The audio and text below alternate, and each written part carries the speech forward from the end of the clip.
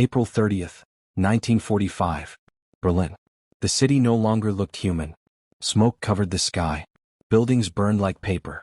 Dead horses rotted in the streets. Soviet artillery slammed into the capital every few seconds. The ground shook constantly. Not once. Not twice. Constantly. And deep beneath the ruined streets of Berlin, nearly 50 feet underground, inside a concrete bunker, one man waited for the end. Adolf Hitler. His hands trembled uncontrollably. His shoulders curved inward.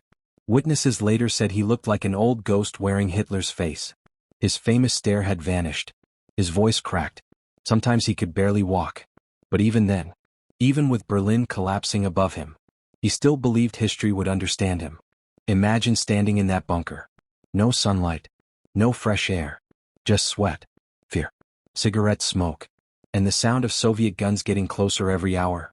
Everyone inside knew the truth. Germany had lost. But nobody dared say it directly.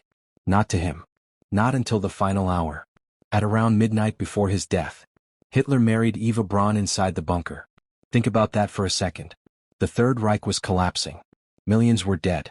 Berlin was turning into rubble. And Hitler decided to hold a wedding. That single moment tells you everything about the psychology of dictators. Even when the world burns, they still try to control the narrative. Witnesses said the ceremony felt cold, mechanical, empty. No joy. No celebration. Only exhaustion. Afterward, Hitler sat down with his secretaries. He dictated his political testament. He blamed the Jews. He blamed his generals. He blamed betrayal. He blamed everyone except himself. That was the final pattern of his life. Never responsibility. Always blame. But above the bunker, Soviet soldiers were already closing in street by street.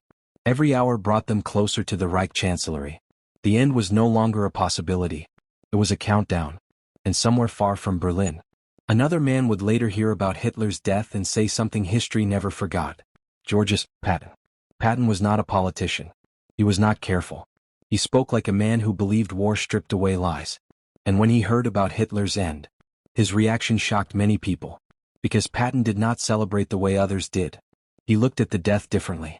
Almost philosophically. Almost darkly. And that is where this story truly begins.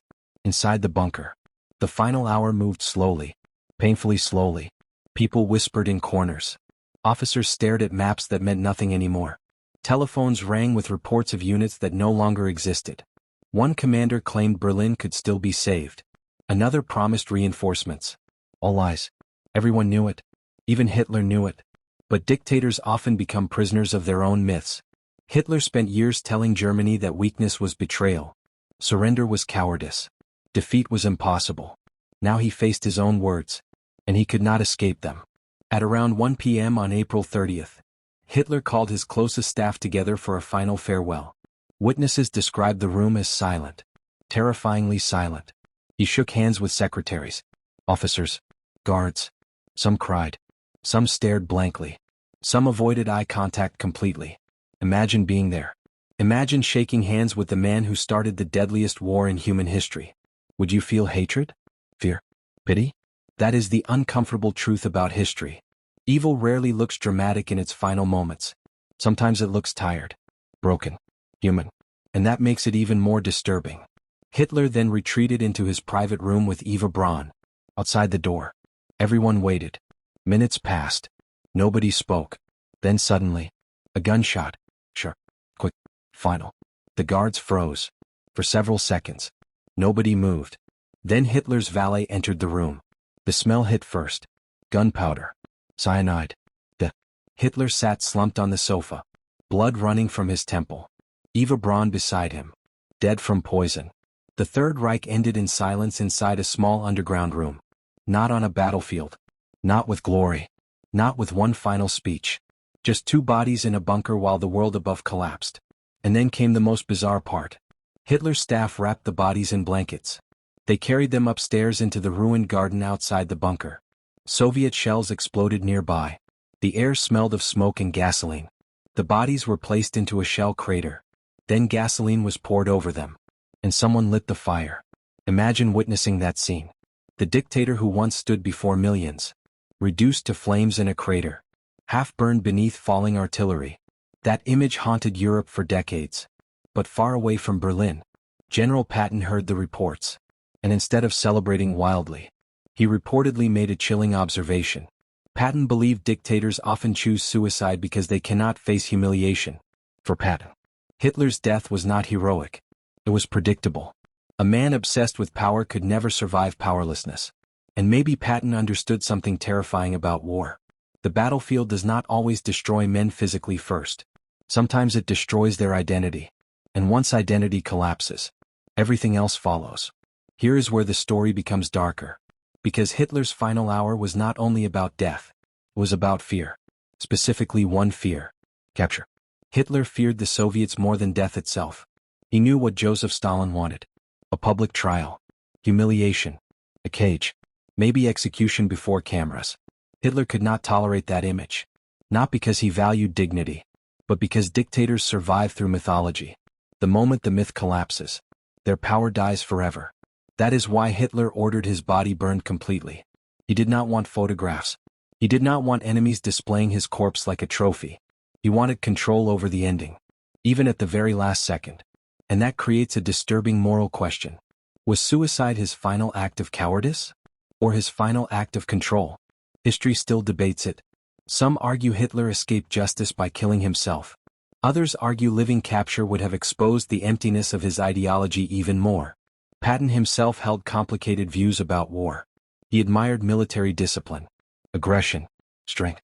Sometimes his comments created controversy because he spoke bluntly about enemies and allies alike. But when discussing Hitler's end, Patton reportedly viewed it less emotionally than many expected. To Patton, the war was never mythology. It was logistics, movement, violence, survival. And perhaps that is why he understood something many civilians did not. By April 1945, Hitler was already psychologically dead. The bunker only made it official.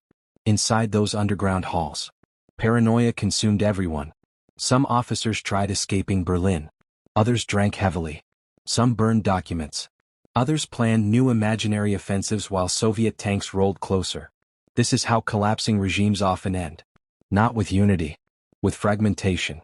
Fear turns allies into strangers. You can see this pattern throughout history. Empires collapse from the inside first. The military defeat comes later. And Hitler himself became trapped by the system he created. For years he demanded absolute loyalty, absolute obedience, absolute sacrifice. Now those same expectations trapped him. If he fled Berlin, he looked weak. If he surrendered, he betrayed his own ideology. If he lived, he faced humiliation. So in his mind, only one option remained: death. That is the terrifying thing about extremist ideology. Eventually it corners even the person who created it. And in the bunker's final hour, everyone could feel that psychological trap closing tighter and tighter. Outside, Berlin died. Inside, the myth died first. When news of Hitler's death spread, confusion exploded across Europe. Some refused to believe it. Others celebrated in the streets. Many simply felt numb. After 6 years of war, millions no longer had energy for emotion. But Stalin distrusted the reports immediately. He suspected Hitler might have escaped. Soviet forces searched desperately for remains inside the bunker ruins. Burned bones were eventually recovered. Dental records became crucial evidence. Yet conspiracy theories survived for decades. Argentina, secret submarines, hidden bunkers, fake suicides. People always struggle to accept the collapse of massive figures, even evil ones, because ordinary deaths feel too small for gigantic historical monsters. But reality is often disappointingly human. And that reality deeply affected General Patton. Patton later toured parts of defeated Germany. What he saw disturbed him. Cities erased, civilians starving, children wandering through ruins. War had ended, but devastation remained everywhere. Patton understood victory carried its own darkness. That is something modern audiences often forget. Winning wars does not erase horror. It simply changes who survives to remember it. One story claims Patton compared Hitler's death to ancient tragic endings. The downfall of leaders consumed by their own ambition. Not heroes. Not martyrs. Warnings. And maybe that is the most important part of Hitler's final hour. The ending itself was small, but the consequences were enormous. By then, over 70 million people were dead worldwide because of World War II. Entire nations traumatized. Entire generations erased. And in the middle of all that destruction, Hitler died in a cramped room underground. No dramatic orchestra. No glorious battlefield. Just isolation. That image shattered the myth permanently. Because dictators always present themselves as larger than humanity. But in the end, they usually die exactly like everyone else. Afraid. Cornered. Alone. Even Hitler's closest followers began abandoning him emotionally during those final hours. Some still obeyed orders mechanically. But belief had evaporated. And belief is the true fuel of power. Without belief, authority collapses instantly. You can command armies for years. But the moment people stop believing in your vision, everything disintegrates. That is exactly what happened in Berlin. The bunker became a tomb long before Hitler pulled the trigger. Today, Hitler's final hour still fascinates people across the world. Not because of admiration. Because of warning. People study those final moments to understand how absolute power ends. And how dangerous ideology can become when one man controls an entire nation's reality. Patton's reaction remains important because he saw beyond celebration. He understood something colder. Tyrants do not fall suddenly. They decay slowly. Internally. Psychologically. Morally. Long before the world sees the collapse. And maybe that is the deeper lesson hidden inside the bunker story. Every dictatorship creates its own prison eventually. At first the leader controls fear. Then fear controls the leader. By April 1945, Hitler trusted almost nobody. He slept poorly.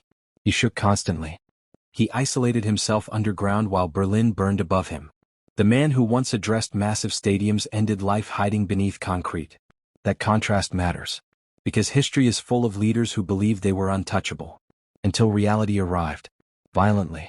And Patton knew war strips illusions away faster than anything else on earth. Titles disappear. Propaganda disappears. Myths disappear.